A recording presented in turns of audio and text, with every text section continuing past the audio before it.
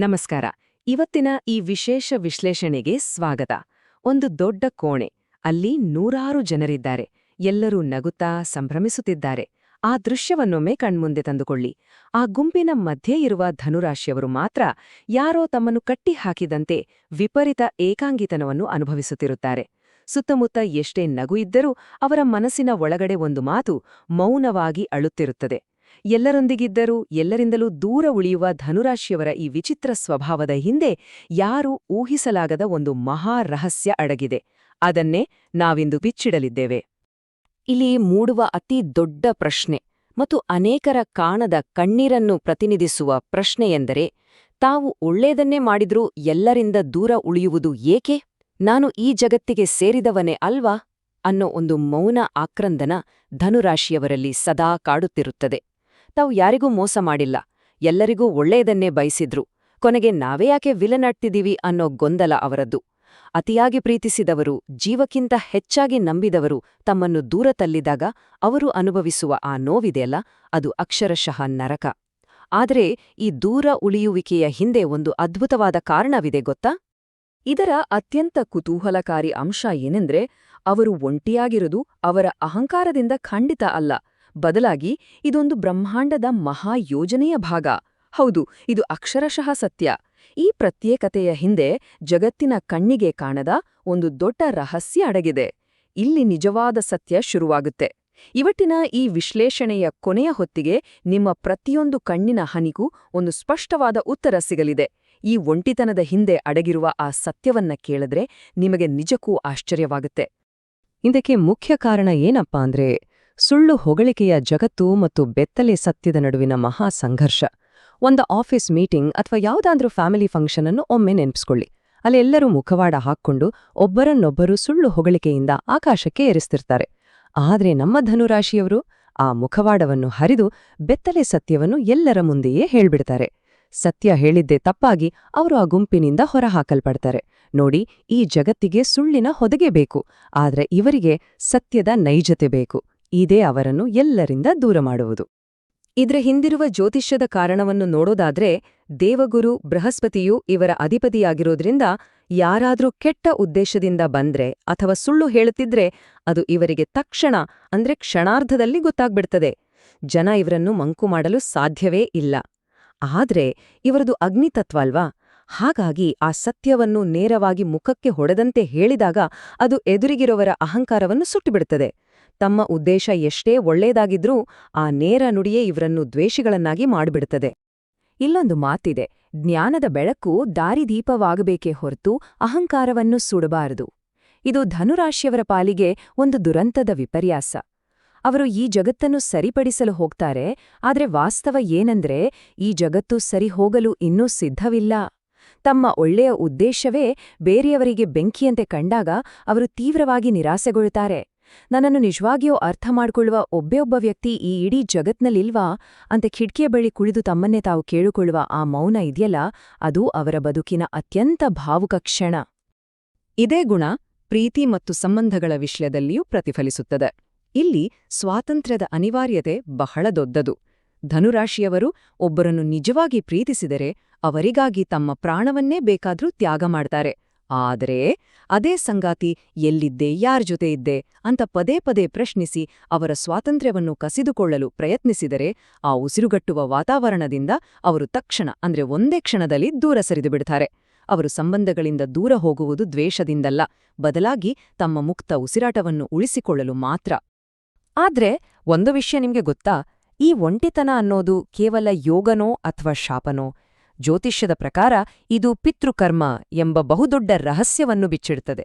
ಅನೇಕ ಬಾರಿ ಧನುರಾಶಿಯವರು ತಮ್ಮ ತಂದೆಯ ಹಿಂದಿನ ತಪ್ಪುಗಳಿಗಾಗಿ ಅಥವಾ ಅವರು ಸಮಾಜದಲ್ಲಿ ಮಾಡಿದ ಹೋರಾಟದ ನೆರಳಿನಲ್ಲಿ ಶಿಕ್ಷೆ ಅನುಭವಿಸ್ತಿರ್ತಾರೆ. ತಾವೇನೂ ತಪ್ಪು ಮಾಡಿದ್ದಿದ್ರೂ ಬೇರೆಯವರ ಕರ್ಮದ ಹೊರೆ ಇವರ ಮೇಲೆ ಬೀಳ್ತದೆ. ಎಷ್ಟೇ ಕಷ್ಟಪಟ್ಟು ಮೇಲೆ ಬಂದ್ರೂ ಯಾರೋ ಕಾಲೆಳೆಯುವ ಈ ಪ್ರಕ್ರಿಯೆ ಇದೆಯಲ್ಲ, ಇದು ಅವರನ್ನು ಇನ್ನಷ್ಟು ಒಂಟಿಯಾಗಿಸ್ತದೆ. ಆದರೆ ಇಲ್ಲಿ ಒಂದು ಅದ್ಭುತವಾದ ತಿರುವು ಇದೆ. ಈ ಆಳವಾದ ಏಕಾಂಕಿತನವೋ ವಾಸ್ತವಾಗಿ ಒಳಗಿನ ಆಧ್ಯಾತ್ಮಿಕ ಶಕ್ತಿಯನ್ನು ಕಂಡುಕೊಳ್ಳುವಂತೆ ಮಾಡುವ ಬ್ರಹ್ಮಾಂಡದ ಅಸ್ತ್ರ. ಹೌದು, ಜಗತ್ತು ಇವರನ್ನು ದೂರ ತಳ್ಳೋದು ಇವರು ದುರ್ಬಲರಾಗ್ಲಿ ಅಂತ ಖಂಡಿತ ಅಲ್ಲ, ಬದಲಾಗಿ ಇವರೊಳಗೆ ಅಡಗಿರುವ ಅಗಾಧವಾದ ದೈವಿಕ ಶಕ್ತಿ ಎಚ್ಚರಗೊಳ್ಳಿ ಅಂತ. ಈ ಮೌನದಲ್ಲಿ, ಈ ಒಂಟಿತನದಲ್ಲಿ ಅವರು ತಮ್ಮನ್ನ ತಾವು ಕಂಡುಕೊಳ್ಳುತ್ತಾರೆ. ನೆನ್ಪಿರ್ಲಿ, ಇದೊಂದು ಶಾಪವಲ್ಲ, ಬದಲಾಗಿ ಬದುಕಿನ ಅತ್ಯುನ್ನತ ಬೆಳವಣಿಗೆಯ ಮೆಟ್ಲು. ಈ ಏಕಾಂಗಿ ಪಯಣದಲ್ಲಿ ಒಂದು ಮಹತ್ತರವಾದ ಪವಾಡ ನಡೆಯುತ್ತದೆ. ಧನುರಾಶಿಯವರ ಬದುಕಿನಲ್ಲಿ ಎನ್ ಅಕ್ಷರದಿಂದ ಶುರುವಾಗುವ ಹೆಸರಿನ ವ್ಯಕ್ತಿಯ ಪ್ರವೇಶವಾದಾಗ ನಿಜವಾದ ಮ್ಯಾಜಿಕ್ ಶುರುವಾಗುತ್ತೆ. ಆ ವ್ಯಕ್ತಿ ಇವರ ಕಣ್ಣು ಮುಂದೆ ಒಂದು ಕನ್ನಡಿಯಂತೆ ನಿಂತು ಇವರ ತಪ್ಪುಗಳನ್ನು ತಿದ್ದಿ ಇವರ ನೈಜ ಶಕ್ತಿಯನ್ನು ಪರಿಚಯಿಸುತ್ತಾನೆ. ಸಾಮಾನ್ಯವಾಗಿ ಬೇರೆಯವರ ಸಲಹೆಯನ್ನು ಸುಲಭವಾಗಿ ಒಪ್ಪದ ಇವರು ಈ ಎನ್ ವ್ಯಕ್ತಿಯ ಮಾತಿಗೆ ಮಾತ್ರ ಬೆಲೆ ಕೊಡ್ತಾರೆ. ಈ ವ್ಯಕ್ತಿಯ ಪ್ರವೇಶವು ಅವರ ಏಕಾಂಗಿತನಕ್ಕೆ ಒಂದು ಹೊಸ ಅರ್ಥವನ್ನು ತಂದುಕೊಡುವ ಮಾಂತ್ರಿಕ ಕ್ಷಣವಾಗಿರುತ್ತದೆ.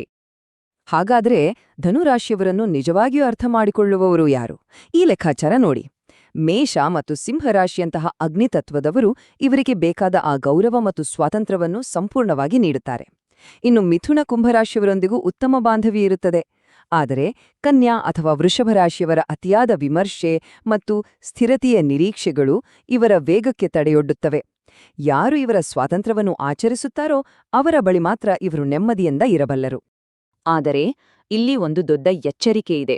ಇವರ ಸುತ್ತಮುತ್ತ ಹಿತೈಷಿಗಳಂತೆ ನಟಿಸುವ ಕೆಲವು ಗುಪ್ತ ಶತ್ರುಗಳು ಇರುತ್ತಾರೆ. ಇವರು ಧನುರಾಶಿಯವರ ನೇರ ನುಡಿಯನ್ನೇ ಅವರಿಗೆ ವಿರುದ್ಧವಾಗಿ ಬಳಸಿ ಸುಳ್ಳು ವದಂತಿಗಳನ್ನ ಹಬ್ಬಿಸಿ ಇವರನ್ನು ಜಗತ್ತಿನ ಎದುರು ಕೆಟ್ಟವರನ್ನಾಗಿ ಮಾಡುತ್ತಾರೆ. ನಾನೇನು ಮಾಡದಿದ್ದರೂ ಜನರು ಹೀಗೇಕೆ ಆಡಿಕೊಳ್ಳುತ್ತಿದ್ದಾರೆ ಅನ್ನೋ ಪ್ರಶ್ನೆ ಇವರನ್ನು ಸದಾ ಕಾಡುತ್ತದೆ. ಆದರೆ ನೆನಪಿರಲಿ, ಇಂತಹ ಶತ್ರುಗಳನ್ನು ಮಟ್ಟ ಹಾಕಲು ಇರುವ ಏಕೈಕ ಮತ್ತು ಅತ್ಯಂತ ಶಕ್ತಿಶಾಲಿ ಅಸ್ತ್ರ ಎಂದರೆ ಅದು ನಿಮ್ಮ ಸಂಪೂರ್ಣ ಮೌನ. ಇದೇ ರೀತಿ ಇವರ ಆರ್ಥಿಕ ಜೀವನವೂ ಒಂದು ದೊಡ್ಡ ಮಾಯಾಜಾಲವಿದ್ದಂತೆ. ಹಣವನ್ನು ತಮ್ಮತ್ತ ಆಕರ್ಷಿಸುವ ಅದ್ಭುತವಾದ ಕಾಂತೀಯ ಶಕ್ತಿ ಇವರಲ್ಲಿದೆ. ಆದರೆ ರಾಜನಂತೆ ಬದುಕಬೇಕು ಅನ್ನೋ ಅವೈಭವದ ಭ್ರಮೆಯಿಂದಾಗಿ ಗಳಿಸಿದ ಹಣವನ್ನೆಲ್ಲ ಖರ್ಚು ಮಾಡಿ ಸಾಲದ ಸುಳಿಗೆ ಸಿಲುಕುವ ಅಪಾಯವೂ ಇರ್ತದೆ. ಆರ್ಥಿಕ ಮುಗ್ಗಟ್ಟು ಎದುರಾದಾಗ ಮಾನಸಿಕವಾಗಿ ಕುಗ್ಗಿ ಹೋಗಿ ಜನರಿಂದ ಮುಖ ಮುಚ್ಚಿಕೊಳ್ಳಲು ಇವರು ಮತ್ತಷ್ಟು ಒಂಟಿತನಕ್ಕೆ ಜಾರಿಬಿಡ್ತಾರೆ. ಆರೋಗ್ಯ ಮತ್ತು ದೈವಿಕ ಶಕ್ತಿಯ ವಿಚಾರಕ್ಕೆ ಬಂದ್ರೆ ಹಳದಿ ಬಣ್ಣ ಮತ್ತು ಗುರುವಾರದ ಆರಾಧನೆಯು ಇವರಿಗೆ ಅಪಾರವಾದ ಶಕ್ತಿಯನ್ನು ನೀಡುತ್ತದೆ. ಗುರುಮಂತ್ರಗಳ ಪಠಣ ಇವರಿಗೆ ಶ್ರೀರಕ್ಷೆ. ಆದರೆ ಇಲ್ಲಿ ಗಮನಿಸಲೇಬೇಕಾದ ಒಂದು ಮುಖ್ಯ ವಿಚಾರವಿದೆ. ನನಗೆಲ್ಲವೂ ತಿಳಿದಿದೆ ಅನ್ನೋ ಅತಿಯಾದ ಆತ್ಮವಿಶ್ವಾಸ ಮತ್ತು ಬೇರೆಯವರ ಸಲಹೆಯನ್ನು ಧಿಕ್ಕರಿಸುವ ಗುಣ ಇದೇ ಇವರ ಜೀವನದ ಅತಿದೊಡ್ಡ ಅಡ್ಡಿಯಾಗಿರುತ್ತದೆ. ಈ ಒಂದು ಅಹಂಕಾರವನ್ನು ಬಿಟ್ಬಿಟ್ರೆ ಸಾಕು, ಇಡೀ ಜಗತ್ತೇ ಇವರ ಕಾಲಬುಡಕ್ಕೆ ಬಂದು ಬೀಳ್ತದೆ. ಈ ಎಲ್ಲಾ ಕಷ್ಟಗಳ ನಡುವೆಯೂ ಧನುರಾಶಿಯವರ ಅಂತಿಮ ಜಾಗೃತಿಯ ಹಾದಿ ಹೇಗಿರುತ್ತದೆ ಅನ್ನೋದು ಅತ್ಯಂತ ರೋಚಕವಾದದ್ದು. ಪ್ರಸ್ತುತ ಅವರು ಅನುಭವಿಸುತ್ತಿರುವ ಈ ಕರ್ಮದ ಶುದ್ಧೀಕರಣದ ನೋವಿನಿಂದ ಹಿಡಿದು ಎನ್ ವ್ಯಕ್ತಿಯ ಮೂಲಕ ಸಿಗುವ ಮಾರ್ಗದರ್ಶನ ಮತ್ತು ಆ ಮೌನವನ್ನ ಅಸ್ತ್ರವಾಗಿಸಿಕೊಳ್ಳುವ ಕಲಿಕೆಯಿಂದ ಅಂತಿಮವಾಗಿ 2026ರ ಸುವರ್ಣಯುಗದವರೆಗೆ ಈ ಅದ್ಭುತ ಪಯಣ ಸಾಗುತ್ತದೆ. ಈ ಅಂತಿಮ ಹಾದಿ ಇದೆಯಲ್ಲ, ಇದು ಅವರ ಜೀವನದ ಕಷ್ಟಗಳು ಶೀಘ್ರದಲ್ಲೇ ಕೊನೆಯಾಗಲಿವೆ ಎಂಬುದರ ಸ್ಪಷ್ಟ ಮುನ್ಸೂಚನೆಯಾಗಿದೆ. ಈ ದೀರ್ಘ ಪಯಣದ ಅಂತಿಮ ಪ್ರತಿಫಲವೇ 2026ರ ಅಖಂಡ ರಾಜಯೋಗ.